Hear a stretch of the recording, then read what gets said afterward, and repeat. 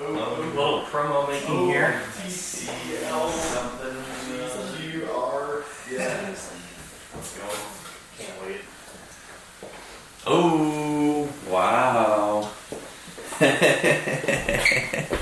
Hi, Matt. What's up? Are you ready to talk about the Party Room Film Festival on the Party Room Film Festival podcast? Sure. Awesome. I was expecting you to see Cody before me, and I was like, I know, there was this moment where I was like, oh no, he saw us. Oops. I would assume though that the whole setup, it's like, well, Trevor definitely doesn't own any of his equipment, so Yeah. Trevor definitely doesn't have anything to do with this. That's funny. How are you, Matt? it was an elaborate ruse. Yeah, elaborate ears. You're here in false pretenses. An elaborate You're mostly here ruse. just to talk to me. Well, Well, Matt, I don't think you were expecting to see me today. Not necessarily. Not necessarily, but you're so clever and so smart that you're and observant that you knew I was here, and you thought maybe that would happen. I'm assuming. I mean, I knew you were here this weekend, but I did. It kind of slipped my mind a little bit. So, Were you expecting to talk about the Party Room Film Festival today on the podcast? not on the podcast, but in general, yes. That's true. You were brought here to talk about Party Room Film Festival stuff, weren't you? Yeah. Well, fun. Well, welcome to the Party Room Film Festival podcast.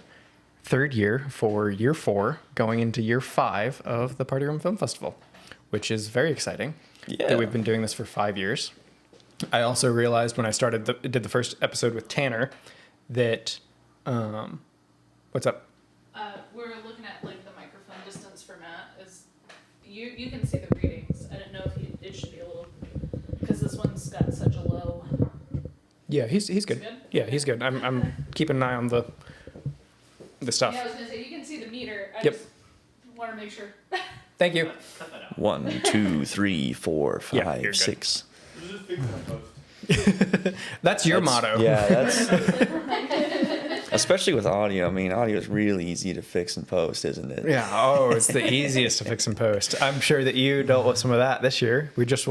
Sam and I just watched The Great Golden Dewey Heist this morning.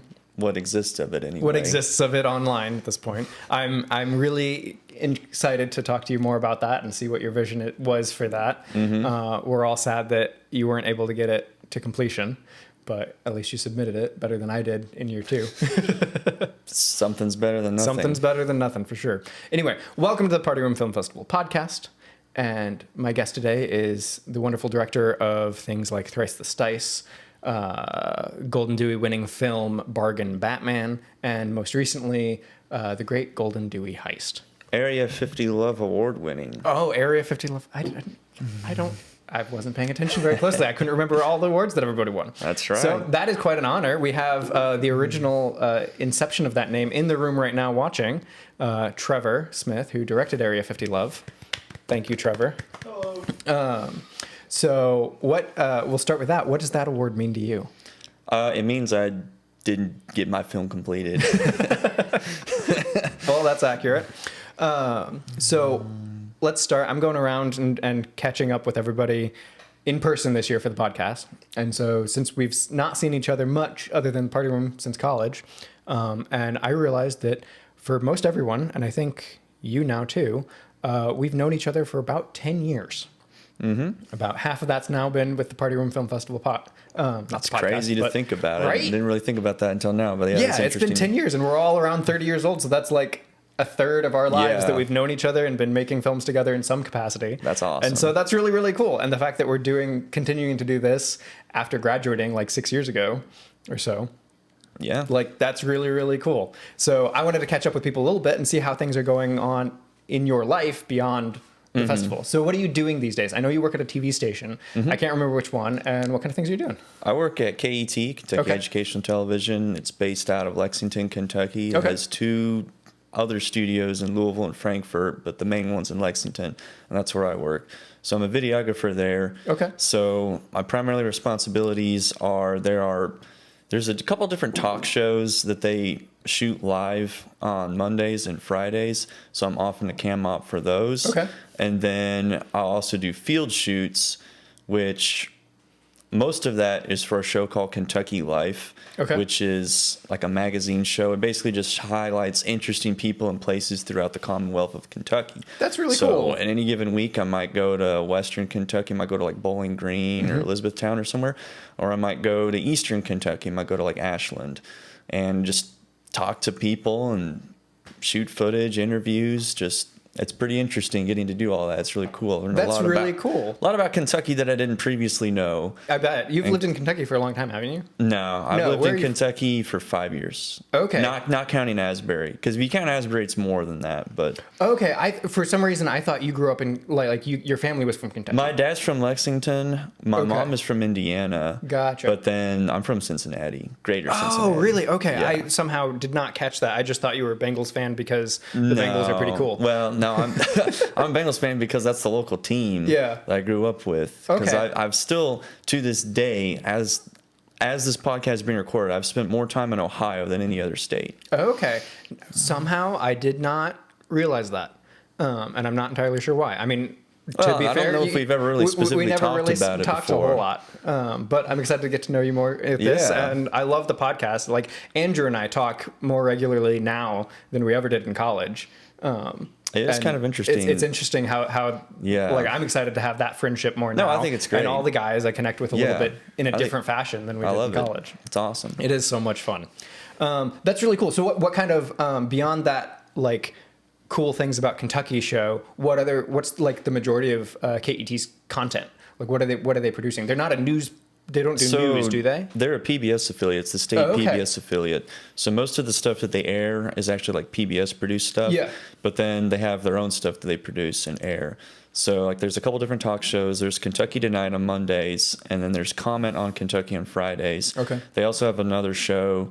They have a couple shows that are based out of Louisville that I don't really have much involvement with. Mm-hmm. One of them's Inside Louisville, which just is basically just a show about Louisville. Okay. And then there's another one called Kentucky Health, where this doctor guy comes on and he interviews like people in like the medical field or whatever Okay. about different health related issues. I mean, obviously COVID being a big Yeah, one. that but, makes sense. But there are plenty of different other topics. I mean, it's like a week to week thing. They'll talk about whatever.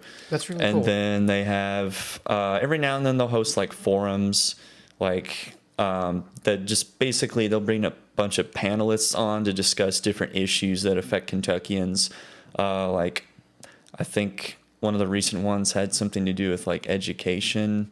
And I was like, I don't know, they'll just bring people to talk about different things, like, I don't know, like where should we spend money in terms of education, or like there was one that I helped I think it was like a year ago. It was about trying to raise awareness for child abuse and neglect in the Commonwealth. So like we went around the state and interviewed some people who were willing to give their testimony as like they had undergone like they had been through that situation. We interviewed a couple, their child had been abused by the babysitter. Oh. And so, talking about the repercussions with that and stuff. And then there's another couple that they were on the verge of tearing their family apart because of drug addiction. And like they were going down the wrong path, but then they realized what was happening and they managed to turn their lives around, and now their family is like still together as a result. So it's basically it's just stuff like that. Like, trying to basically improve and educate the lives of Kentuckians is what KET tries to do. That's really, really cool. That's important too. I mean, and so I love the idea of the show that goes around and talks about like different cool things in Kentucky. What's some of the coolest things that you didn't know about Kentucky before that like you got to go and do and see and whatnot? Transylvania University has this little vial, like this little bottle of some meat in it from the 1876 Kentucky meat shower. Back in the day, this woman went outside and it just like started raining meat, of all things. Very bizarre. People came from all over the country to check it out and see what the situation was. Some people even apparently tasted it to see what it was. And the prevailing theory is that vultures, they gorge themselves, eat a ton of food, but if they get startled and they have to take off and fly away, in order to lighten the load, they'll just vomit up everything they've eaten, and So then they'll like fly away. a flock of so vultures they're thinking the theory is that vultures got startled and had to vomit and fly away, so that they were like raining vomit down, and it's just meat. But yeah, there's a little Transylvania University in Lexington has a little bottle, has some meat from 1876. That's wild. That's like, I mean, yeah, I mean, meat falling from the sky would be very bizarre. Yeah. I never knew that. That's really, really cool. And that's the kind of stuff you do the show about. That's really neat. Yep. I'm sure that's very interesting and very rewarding probably to go out and do that kind of thing. Yeah. Do you do all the editing and stuff like that? Or is it like, are you mostly do camera? Mostly just shooting. I do a little bit of editing, but the story content, basically the way it works is that each episode of the show is made up of specific segments that focus on one thing. So like the Kentucky Meat Shower is one topic, but in that same episode, I don't remember the other segments that are in that episode, but for example, there'll be other stories. So like that one was in Lexington. There might be something about like a restaurant in Bowling Green or some weird happenings, like some strange sightings out in like Eastern Kentucky. I don't know, just, it's just a variety of different segments that go into one episode. And then each segment has a producer. So like that's the person who's like doing the story. Yeah. So KET has a bunch of different producers who go out and do the stories. And then for each shoot, they'll usually bring 1 or 2 videographers with them. Yeah. So that's where I come in. So I help shoot the content.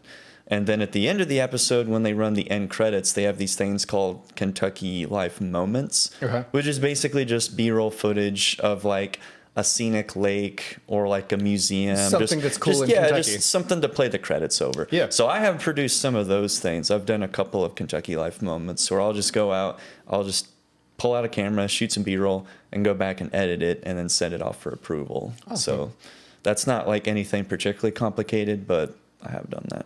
That's really cool though. And like probably a lot of fun to learn so much about the state that you're in, because there's I mean, Heather and I have done that before, where we've just gone and found random things, and like there's always something really interesting, like even maybe right around the corner that you never knew about. For sure, because it didn't look interesting on the outside or something like that. But speaking of that, there's a building in town that is very plain. It's like this plain white building. It doesn't look like anything. But on the inside, there's a straight up like this coin collector dude has like this office there, and he has like a collection of like these rare coins and a bunch of like stuff. We interviewed him. There was I guess he's a farmer or something. A while back, he went out in a field and he just found like all these gold coins from forever ago. I think they're like Civil War era or something like that. Someone buried them, or they were just they were like buried in his field, and he came across them in like phenomenal condition. He found like hundreds of them, I think. That's really cool. He got in touch with the coin collector guy, and so we're doing a show about that. That's really cool. Which will air at some point eventually. Yeah, that's neat. So you've been like, one of the things that Heather and I found a little while ago, and you might recognize it because you're from Cincinnati. Have you ever been to the American Sign Museum in Cincinnati?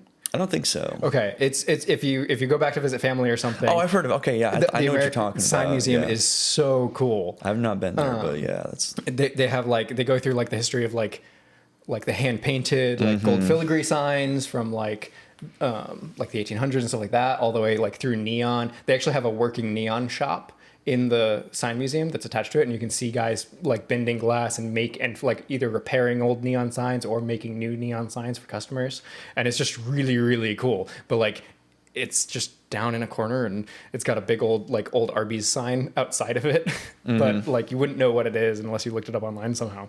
But it's really, really cool and definitely worth seeing, and like the tickets are like $4 or $5. So that's epic. If you go back sometime, like definitely check that out, because it's really fun. I remember when I first heard about it, I wanted to go see it, and then I kind of forgot about it, but you just reminded me. So yeah, Heather and I will probably go back again. Definitely worth sometime it. this year. But yeah, well, cool. I'm glad to know that you're. I mean, it's cool to see what people are doing now. It's cool that you're doing video production, in some capacity, and working on shows like that's probably really interesting and rewarding, and like definitely cool, because it's like, I feel like with video production and working for TV stations, sometimes you can get stuck doing basically the same thing all the time. Right. And that sounds really interesting, because you'll have different subjects, and you'll have different, you'll be going different places, and there'll be something new that you won't for sure know about before. And that's what I love about video production and film production is, like, I work in agriculture a lot, but like all last year I was working on a documentary about like potatoes and this like potato farm family in Nebraska. And like they grow like 5,000 acres of potatoes, and like the amount of like energy and like precision that it takes to grow the potato that you're going to throw in the oven to make a baked potato is just absolutely bonkers. And I'll probably share that with the guys because it's finally finished now at some point in the Discord. But That's epic. it's like almost 20 minutes long, and it was a lot of fun. But we like went to Nebraska like 4 or 5 times last year. Like it's in the middle of nowhere, right? But like they love growing potatoes, and they do a great job of it. And they serve potatoes like, I mean, some of the potatoes you probably buy here in Kentucky are grown by this family in Nebraska. And like learning stuff like that is just so rewarding and keeps things fresh and interesting. And so I love video production for that reason. And it's exciting to do that. Yeah, that's and awesome. then we've got the Party Room Film Festival that always gives us interesting challenges. You had the challenge this year of doing your trope was overly technical or overly complicated technical explanations, right? That was Levi's trope. That was Levi's. Oh, yeah. For some reason I thought what was yours? Well, my trope was like exposition by dialogue, or it was like rambling on exposition, something like that. I forget the exact one. But. Okay. Which is similar in some ways. Yeah. But so you decided to do the Golden Dewey heist. Great Golden Dewey heist. Exposition by monologue. That's what it was. That's it. Okay. That makes sense then. Yep. Which is very similar. What made you think about doing the Great Golden Dewey heist? What inspired that idea? I came up with that idea at about the same time as Bargain Batman. Oh, really? Okay. I just chose to do Bargain Batman first. Okay. But then Levi did Multiverses. Mm-hmm. So I was like, that's pretty similar to what I was thinking of doing. You mean Landers? Landers, yes, correct. Yep. Good call. Landers did that. And then I was like, well, I don't want to just like do that over, but at the same time, that's an idea I've had for a long time and it's pretty much fully formed. But then when the tropes dropped, or like when the intro video for the anime thing dropped, I got kind of somewhat caught up in all that hype and I decided to do something different. Okay. So then I gathered up a whole bunch of people. I think there was 8 of us and went out to a field and shot some stuff. But then I was thinking about it and I was like, I kind of wanted to just do my original idea. Okay. So I was torn between the two. So I was kind of in limbo for like a couple weeks or so. Okay. And Levi was saying like, is there some way like, hey, I mean, you should probably do like what you really want to do, but like, is there some way you could use some of the footage you've already shot in some way? And I was like, no, there's no way.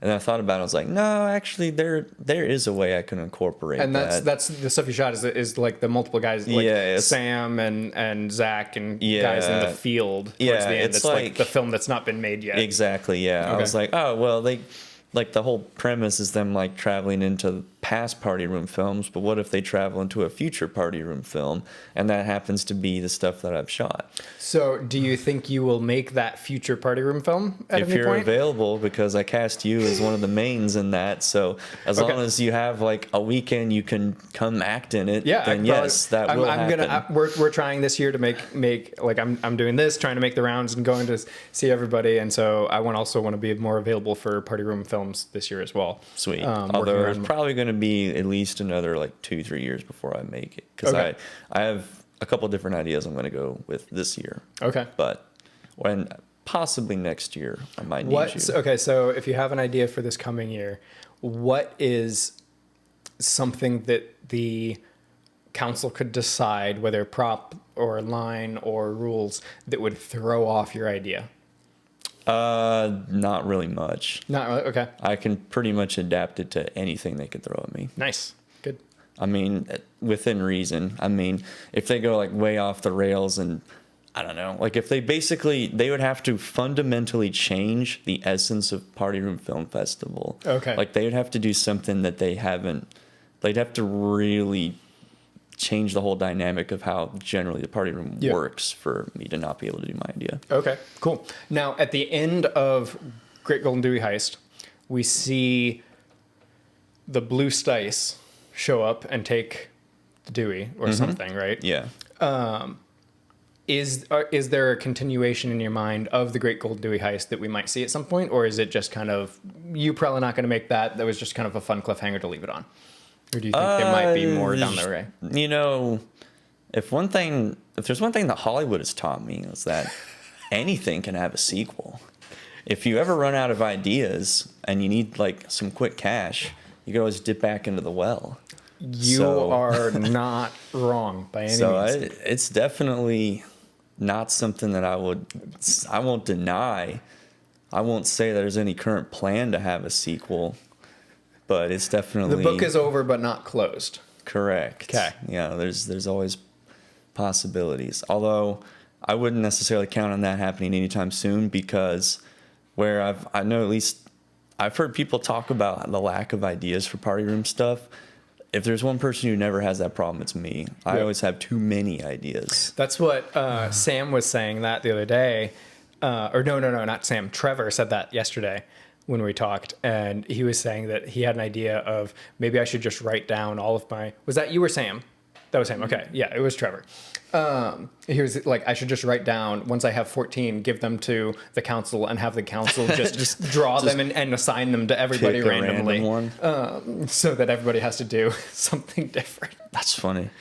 But which like Trevor's ideas would That'd be a blast. that would be honestly It'd a be lot highly of fun. It entertaining. would be extremely entertaining. Because I would go into it trying to do it under his mindset in terms of Yep. like, what can I do to take a In the simple like Trevor an way. idea Yeah. and bite off more than I can chew, yet still somehow get it done. Yeah, it would be very entertaining to see everybody come at a Trevor idea from their own perspective. I also think it would be really funny to use the humor of taking it very like overly serious. Like I hire actors and I like have like a whole production value to it. Like take But it's Trevor, just like- Trevor's silly idea and then like go full like Christopher Nolan like it's- Oppenheimer level like has production. like ridiculous like dynamic lighting and like Yep. shadows and Your it's like ridiculously lighting produced. in the initial scenes for the Great Golden Dewey Heist was fantastic. Oh, thank you. Like you Appreciate it. used color in really compelling ways, and the lighting was crisp and just well designed. So I wanted to compliment you on that. Thank you. Appreciate that. I can't remember. Did we have a cinematography award this year? Yeah, we did. It was Okay. the first year. It was just introduced. Okay, who won it? I can't remember. Andrew. Andrew did. Oh yeah. Yep, That Peg. makes sense. Peg was phenomenal. Yeah, no, he it did a looked great great. job. Yeah. What so we're all sad that you weren't able to finish Great Golden Dewey Heist. Mm-hmm. What was it going to like? Where were they? And some of the screens are like black because you didn't get all of the Yeah. different assets put into the background on the green screen. So where was it going to go? Like what were the different films that were missing? So the problem I had is that, well, I do this literally every single year where I think I can fit what I want to fit into 8 minutes, but I really can't. Okay. It's more like I always have a 10 or 12 minute film that I have to squeeze into 8 minutes every year. So there were a few scenes. I don't even know if they're necessarily scenes, but there were several bits that I had to straight up just cut out. Oh no. And then, because like I was gonna have them go to all sorts of different films, like no film was safe. But then, because there was a whole montage scene where it's just like music playing, and they just go to like Film after film several after film. different films, and just like silliness happens. But I had to cut that for time. Yep. So the whole flow of the film isn't really quite what I intended for it to be. Okay. Like it's there. I think if you watch it, you may not notice it as much as me, since I'm the one who had to like go and like cut that out. But to me, I definitely noticed spots where like the pacing seems kind of off, and I think that's because I had to cut stuff or like rearrange stuff. And there's like a line here or there I would have liked to have kept in, but it wasn't necessarily to the plot. So I just axed it for time. Okay. But yeah, I think, well, there were supposed to be more scenes of the future film that they go to, because we shot a lot more footage than what you see. So there's supposed to be more of that. There's supposed to be more of, I forget which film. There's like one or two films that I cut out. I can't remember which all. I think American Unsightly is one of the ones that I was going to have them travel back into. Have him eat a hot dog out of American Unsightly. American Unsightly was one. I hit all the major ones that I wanted to include. Okay. Like when I first came up with the idea, like the very first thing that popped in my mind when the concept of traveling back into other films was, I thought it'd be hilarious if they went back into End of the Bloodline at the exact moment that Sam fell onto the mousetrap. Yes. Yeah. And that was like the first idea that I had. Yep. That kind of Calling back to solidified. the original Golden Dewey winner. Right. There was that, and at about around the same time, I mean, this is in like March of 2022 or something like that. It's been almost 2 years, but I came up with the idea of they go back into Trapped, Trevor Smith film, and they're like, because there's like a black gap like in the middle of where the two Trevors are like racing towards the cheese. I thought it'd be hilarious if someone was like in that gap racing towards the cheese. So that was one that I came up with. Yep. And then there's a third one. I can't remember which one it was. I know you popped into LePage briefly. Oh yeah, I think that might have been it. Yeah, Okay. I think that was it because I was like, I'm gonna have Landers appear in that film, and then I'm gonna have Levi and Aaron appear in Trapped and End of the Bloodline. Okay. There may have been one or two other ones that I wanted to do, but didn't get a chance to do.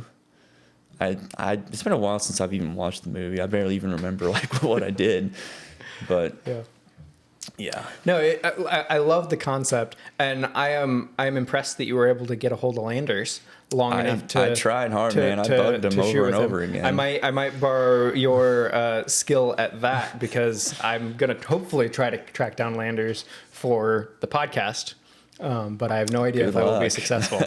It might be tough. You might have to just find his address and show up. Show up on his doorstep. Just be like how you were today. Just have everything all set up. He gets home from work, you're just there. Yep. That might be how I do it. I might connect with his wife via like Facebook or something and be like, yeah, we never talked, but I need to like track down your husband. Yeah, I need to borrow him for like an hour. Yeah. But well, cool. So your intent was to use as many guys as possible last year. Yeah. Who was your assigned actor? I think I had like 6. Yeah, because it was like the room 7. I had like a room bunch. 315 or 300 guys. Yeah. Okay. I mean, I put You put me and Mitchell Mitch, and Cody. Yeah. You were like the last 2. and we're just little shots Because of it was like 11:45 p.m. and it was due. If I didn't submit it by midnight, it wouldn't even be shown at the festival. Yep. So I threw you guys in there, exported the video, and I was like, all right, this is like when you turn in like a 10-page paper that's like 6 pages long and has like 10 typos in it, but this is you something. got it done, which is most of the battle anyway. Right. Yeah, I submitted mine like at like 2 a.m. and like I was like, close enough. I was spending all my time like most of those last 2 hours. The last thing I did on mine was masking out the screen on the computer-headed guy and putting the static behind him and making sure it tracked with that. Sure. That was like I did that frame by frame. Painstaking to do that. Rotoscoping's not. No, it's not the most fun. enjoyable thing ever. Luckily, it's like in most angles, like it's just a square. So Right, it's not it's like a little not like I have to easier. make the curves match or anything like that. I just have to move like the corners of the square. Yeah, it's not too bad. But it's still annoying. Hey, I'll say this: it looked really good. Yeah, I was so excited with how it looked. Yeah, it turned out way better than I expected. Yeah, it looked great. Yeah, everything came pretty well. The shot where my favorite shot from that film is when the computer guy like leans down over Heather and like has the bat on his shoulder and like that perspective of like looking up and like with the in the like widescreen format, it just looks really cool. Yeah, it looks cool. It turned out really well. So I was really happy with that. But yeah, so this year is Party Film Festival 5. We have no idea what the council is going to give us.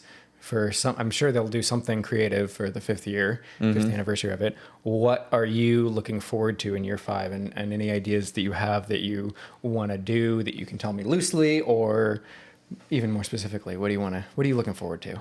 I think it'll just be fun to get together with the guys again, and just June and July is awesome because everybody's like kind of working on everybody else's films, and there's always like speculation like, oh, what are they doing, or oh, I was in this person's film, but I'm not gonna say. So there's just a lot of coordination of, and there's also travel too, because we'll often like go to each other's places to make these films, and then we'll have like costumes and like you're all sorts wearing of stuff. Your Gilbert the Green costume for the most part today. More or less, yeah.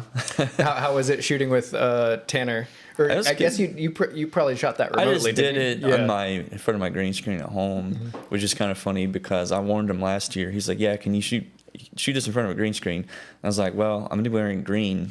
I'm gonna be on a green screen. It's like you can mask around that, but do you want to? Do you want to And he's deal like, with I'll that? figure Yeah. it out. And then he figured it out, like with the little hologram thing. Yep. The hologram thing was It worked great. out well. Yeah. It turned out really well. But Off his Apple Watch. Yeah. Apple's probably working on that technology right now.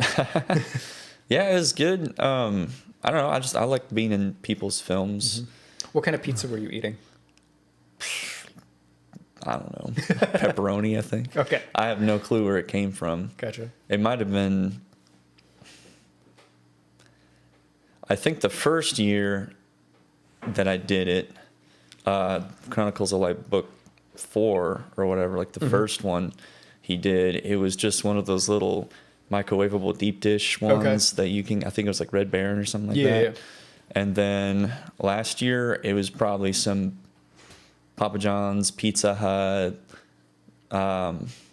Jets maybe. It might have been Jets. I'm not really sure. I guess if I look at it, maybe I would know. But Yeah. And you were also in, last year, you were in his film. You were in Le Plombier. Were you in anything else last year besides your own? I was in Sam's Oh, film. you were in Sam's film. Yes, because you were Dr. Von Stice. Yeah. How was that reprising your Golden Dewey winning Oh, it's role? always a good time. It's Yeah. fun to come back to a character. So he told me, and people have heard it by now, about the original idea for Into the Bloodline 2. Oh, yeah. And the very different turn that it takes in the end of that movie. What were your thoughts on that when you first read that version of the script? original script? Yeah. I thought it was the funniest crap I'd ever read in my life. I was dying when he was telling me that story. Also horrified, but like also. I actually laughed out loud for like 3 straight minutes when I first read it. Yeah, it takes such a turn, and I commended him for looking to other people for some advice. Trevor was saying the same thing, that he had some ideas and then asked Andrew hey, what if I did this? And Andrew was like, no. Yeah, I mean, it's definitely good that he didn't do what he did. But the fact that he put it on paper, though, is... The fact that he put it on paper, and he just pulled it out and read it for me. Oh, really? So I got to hear the entire uncut exposition of where That's incredible. Into the Bloodline 2 could have gone and could have continued as a series. It's been the first R-rated party room film. Or something. I mean, PG-13. PG-13 at least. PG-13. I was joking with him that had he done that, he would probably this year we would probably have a Sam Maddox rule. Oh, there'd be a few rules under this. There'd be like a whole family of rules related to Samuel Maddox. Yep. No, that would be a lot.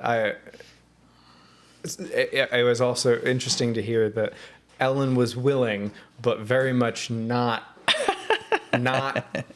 particularly proud of being willing.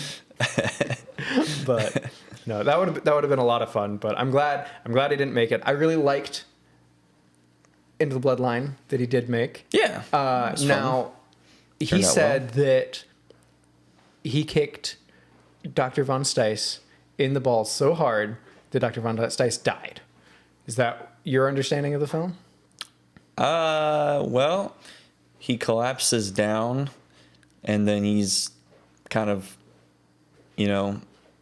camera doesn't show him after that. Mm. So my interpretation is that, again, he's only dead until you need him for a sequel.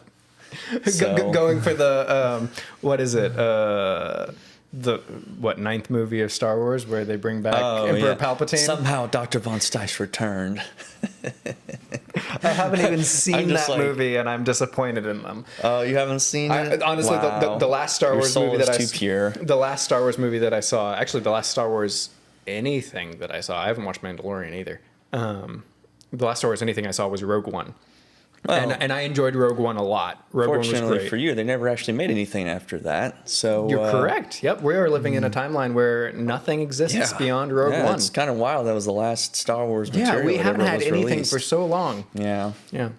It's kind of nice. I like it when studios don't overuse a franchise. Right. You were talking earlier about sequels, and I wanted to ask you, what is your favorite sequel that you've seen? Of party room films? Of anything. Terminator 2 Judgment Day. Okay. I'm trying to remember if I've seen that one. That's the one with the guy who's silvery, right? Yeah, that's a fantastic movie. Yeah, it's that is a awesome. fantastic movie. That is a great. I love that you just had that pocketed. Like, Oh, yeah. absolutely. It's tough to call it a sequel because like they're all written at the same time. They all were shot in time. I love The Two Towers. The Two Towers is such a good movie. Yeah, I saw it like 4 years ago or something like Okay. that. I think it was during COVID. Yeah. Or it might have been 2021. But either way, yeah, it's During COVID really well still. done. Yeah, well, true, fair enough. Yeah, it's really well done. It's like, I don't know. So for me, I'm not really like super into Lord of the Rings because I'm not super into like the fantasy type Okay. stuff super well. Like fantasy's not really I'm much more into like science fiction or action or futuristic stuff, which Okay. I know Star Wars is like space opera, like space fantasy, but it's futuristic. It's like still a tech. science fiction So it's or why, future tech. so I yeah. think that's why I'm okay. Like I'm into Star Wars, but I'm not really into Harry Potter or Lord of the Rings all Okay. that much, and Game of Thrones doesn't really interest me all that much. Gotcha. Okay, so you But, definitely lean yeah, more it's towards like- science fiction. Yeah, So like yeah. Predator, Terminator, Right. those Yeah. kind of things. Although Alien. I do really like Avatar: The Last Airbender. Avatar: The Last animated Airbender show. is great. But that's just so good in general. Yeah. But I guess All right, generally speaking, what Lord are of your the thoughts? Rings is- We're at the middle of February right now, so it hasn't come out yet. What are your thoughts on the live action version that's going to come out in like 2 weeks or something? I probably won't hate it as much as everybody else, but I'll probably be kind of indifferent to it. I'll probably be like, oh, this exists, whatever. Honestly, like I anticipate like Heather and I will watch the first episode and then be like, yeah, let's just watch the cartoon. It's like you have to watch 2 or 3 cartoon episodes to kind of cleanse yourself of Yeah. each live action one you watch. So by the time you end up watching the whole live action, you have seen the cartoon like 4 more times. Yep. That's such a good show. They did it really, really well, and it had so much heart to it that I don't think they'll be able to capture the heart as well in the live action. It was really like when Heather and I watched the first like teaser trailer, we both were like, they had one job with this trailer. The only thing they needed to do to make that trailer great was to have it be the same like voiceover at the beginning of every episode.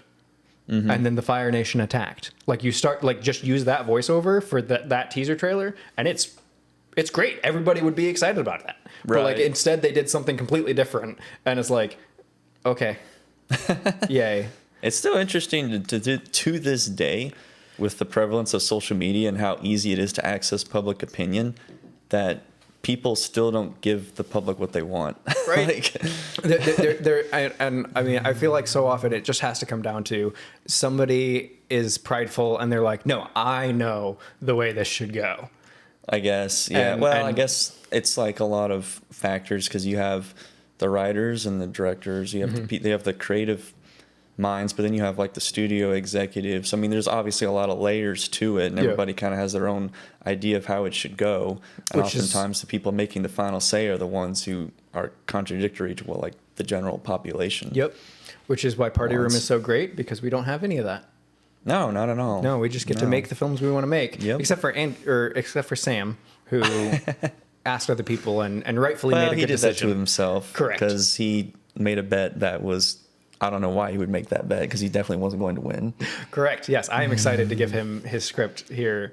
I think he at the just beginning of secretly June. wanted you to write a script for him. He just doesn't. Well, actually, it was interesting. We talked about that on his podcast, and he's like, honestly, I'm kind of sad because writing is the thing I like doing the most for his well, scripts. But I'm guess- really excited for him, and I'm going to try Oh, to write well. it as well as I can so that he has something really fun to do. Are you channeling your inner Samuel Maddox, or are you I'm- just going to write whatever comes to you? So I already have the idea. It's partially written. Okay. Andrew and I collaborated on it a little bit, and it's going to be fantastic. I think it may even be Golden Dewey worthy. So Well, that's the thing, is that you and Andrew combining forces and giving Sam directorial responsibilities.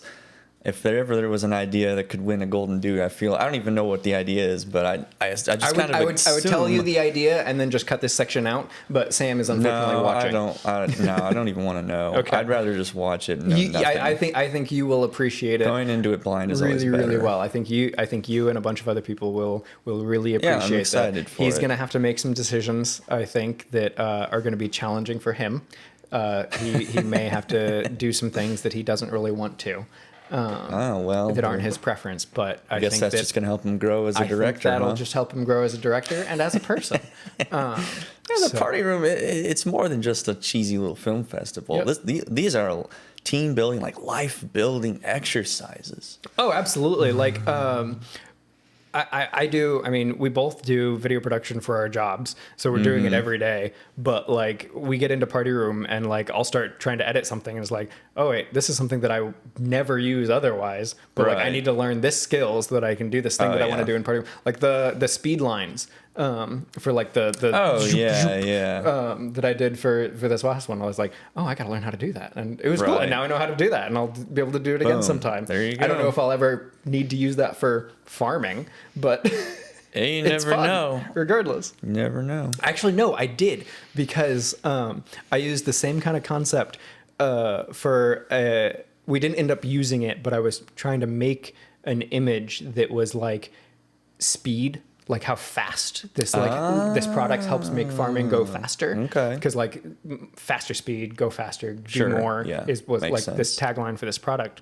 And so I like did that with a tractor. Oh, nice. The like speed line, so it like looks like the tractor's moving really fast. That's epic. And I was like, hey, Party Room taught me this. Boom. Boom. Hey, see, Life skills from Party Room Film Festival. I mean, Party Room comes into play in any given job potentially sooner or later. I mean, I know Andrew's incorporated some Party Room. Yeah, he put part of Party Room, a clip from Party Room in his 2024 video reel. Yeah, for sure. So, which is fantastic. I love that for him. Yeah, it's awesome.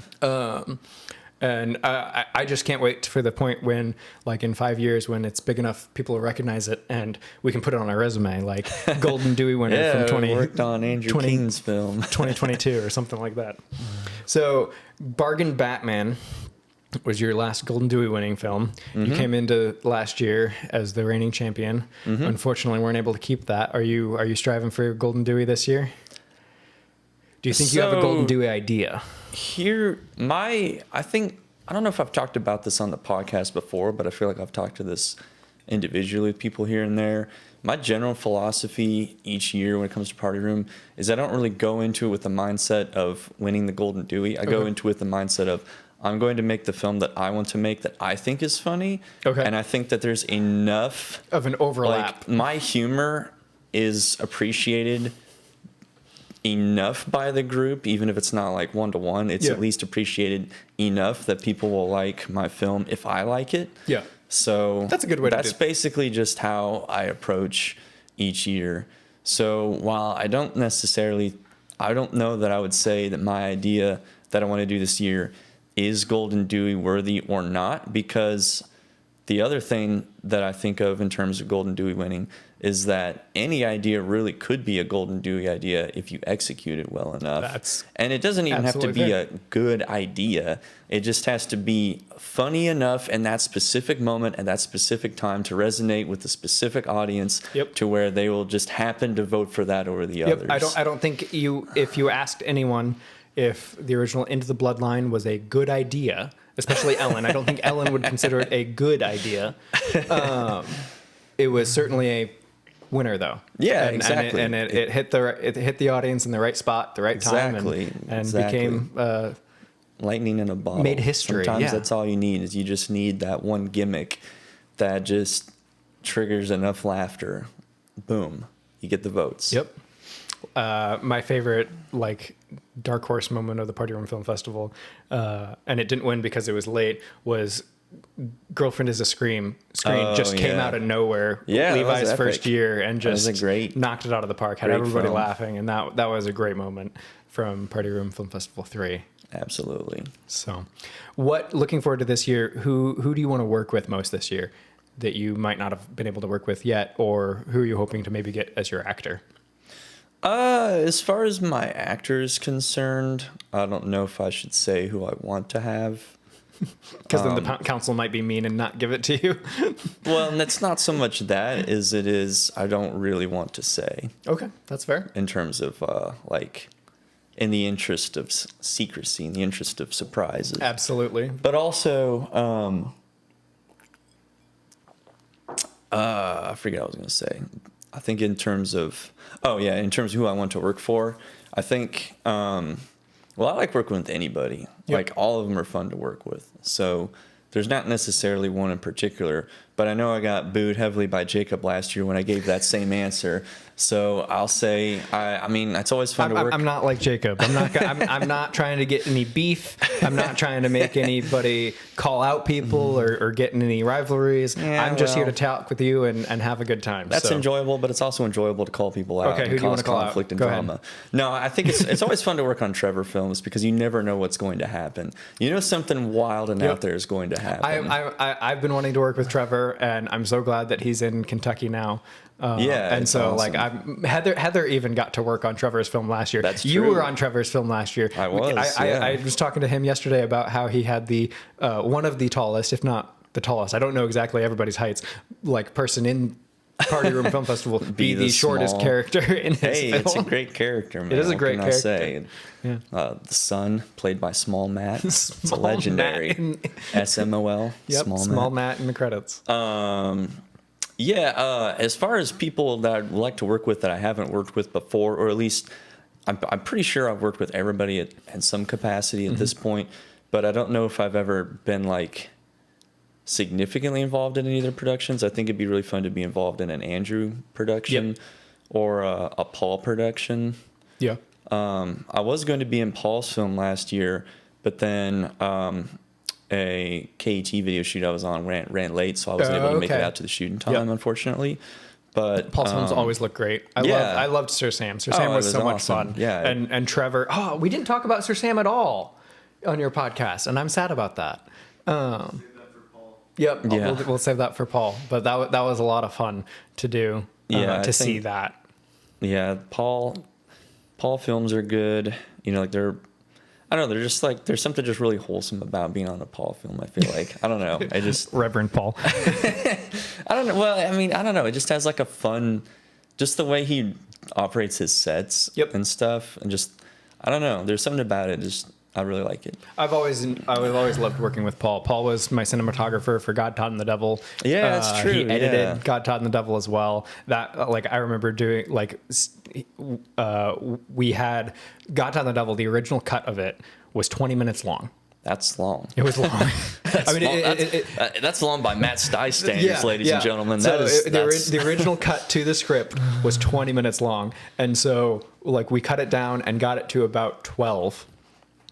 Like cutting out a lot of chunks, and then he and I sat together for like 3 hours one night and just like we edited it kind of together and got it down to under the 8, and it ended up being such a stronger film for that. But I just remember doing that in my dorm room like late one night together, and like that's one of my favorite memories of working with Paul. Nice. And so that's awesome. I'm sad that I haven't had the opportunity to work with Paul more, and so hopefully maybe that'll change this year. But he also had a baby, so he's going to be a busy dude. Yeah, it'll be a challenge for sure, but I feel like he'll pull something off. He'll pull something together, I'm sure. So, yeah. Bargain Batman was really fun. You've done Thrice the Stice. You've done the Mousetrap Killers. Yep. And then most recently, you did the Great Golden Dewey Heist. Yep. Can you give me any ideas of the genre of film you're looking to make next? Or a genre you've not done that you might want to do? I'm not sure. I feel like I've hit the genres that I typically would be known for. Yep. Because I'm generally always going to, like, thriller, action, crime, like... That's generally the kind of movie I watch, so that's generally the kind of movie I make. But, or like comedy, obviously. I mean, they're all comedies. Yep. But like, what's the best movie you saw last year? 2023. I have no idea. You mean like what came out? Like what came out? Theater? Yeah, what you saw in theater? Something new. I don't know. I don't really see a lot of movies at the theater, so probably Mission Impossible: Dead Reckoning. Oh, okay. I heard don't that was really remember good. any other movie I saw last year, so I'm gonna go with that. That was good. Yeah. But as far as like a genre that I want to do that I haven't done, I mean, it would be kind of fun to make like a horror comedy. Okay. Like I don't even like horror movies, but I feel like making a comedic horror might actually be kind of fun. Yeah. Or like it would be fun. Like if I took like the two genres that I avoid like the plague when it comes to watching movies, romance and horror, and I made like a romantic, horror movie.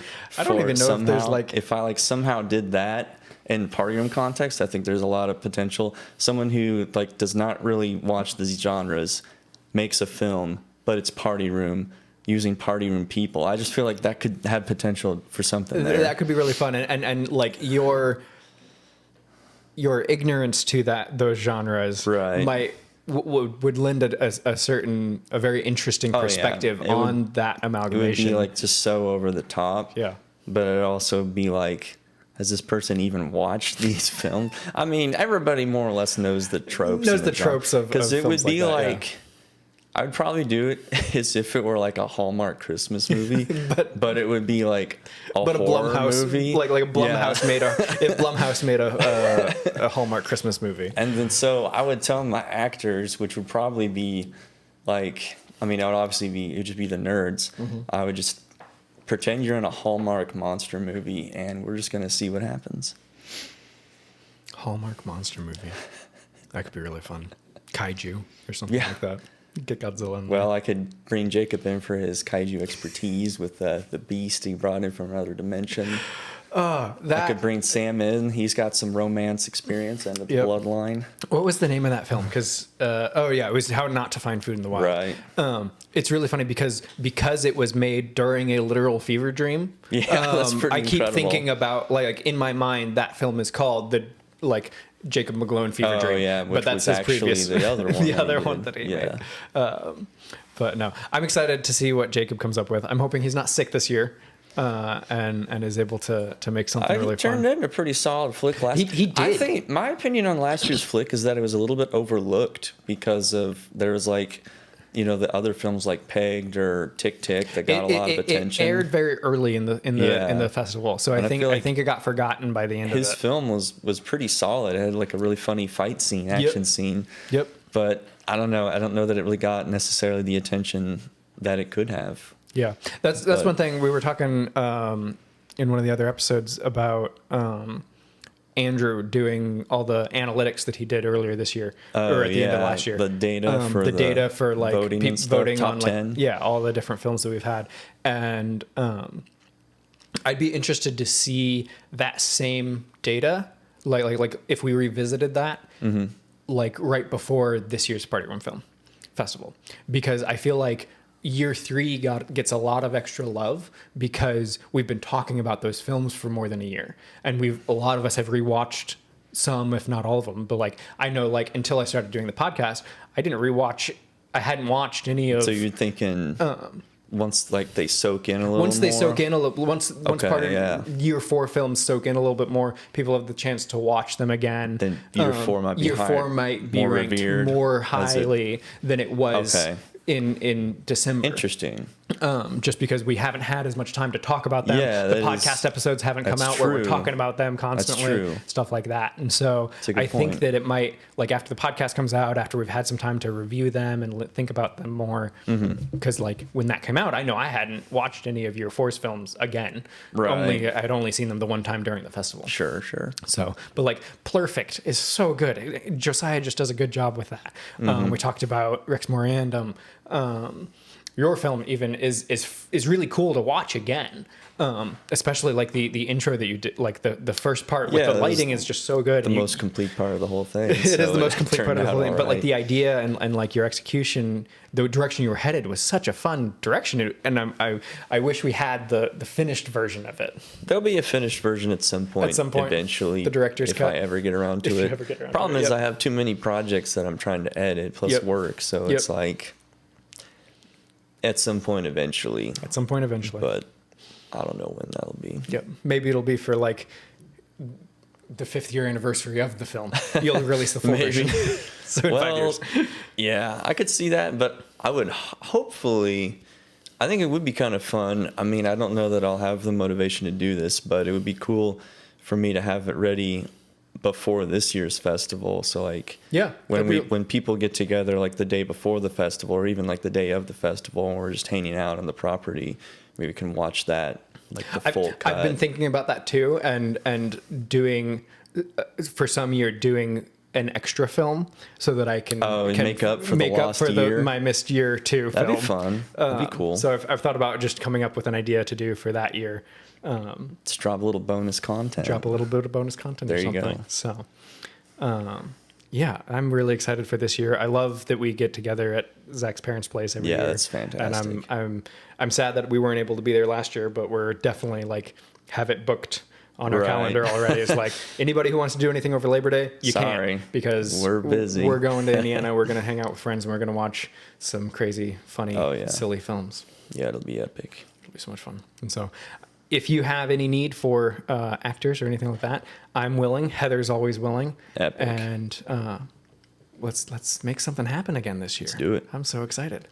I'll say this. I'm often looking, so my films are usually like pretty complicated in terms of there's like a ton of different shots and there's like special effects and stuff to keep track Parker of. Mattman was absolutely legendary. You did so much work for that. Sam played Batman beautifully. Yeah, he was awesome. awesome. Is there any sequel in the works for, do you think, or well, you said earlier that nothing is really off the table. No, that's one that I will go ahead and put on the record that I do want to make a sequel for. But the problem with that is, again, I have so many ideas that it may be quite a while before I do that. Yeah.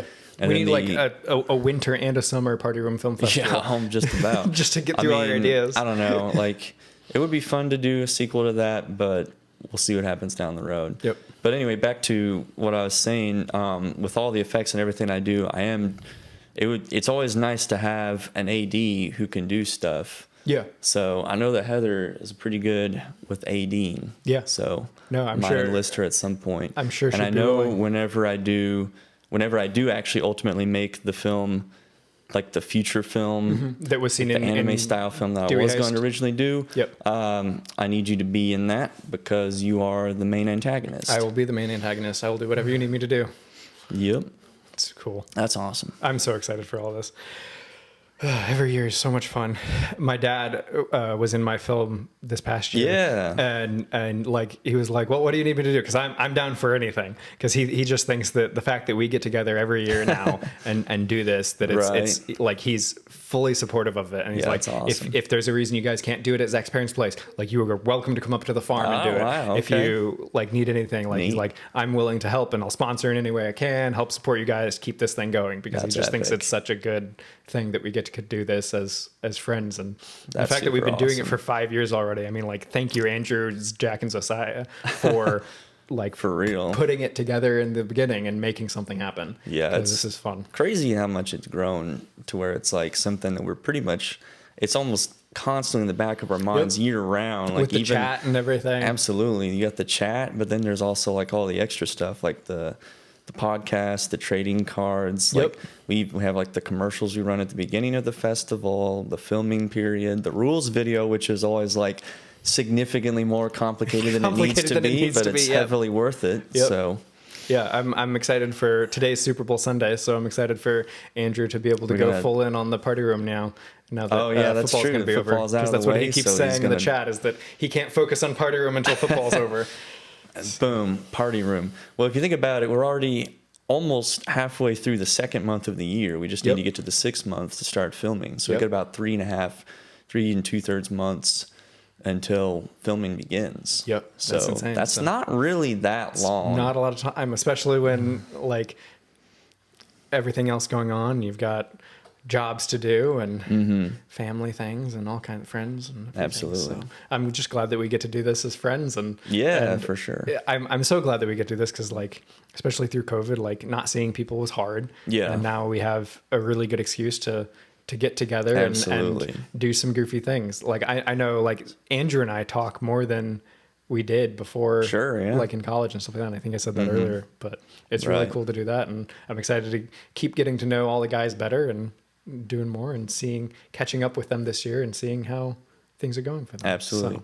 But the other thing that I really like about it too is it's almost like it's an archive of our progress, like through life in a way. A little bit, because it's like we're seeing ourselves. You know, there's really not much of a change now, but between now and 2020 when we first started it, we pretty much look about the same.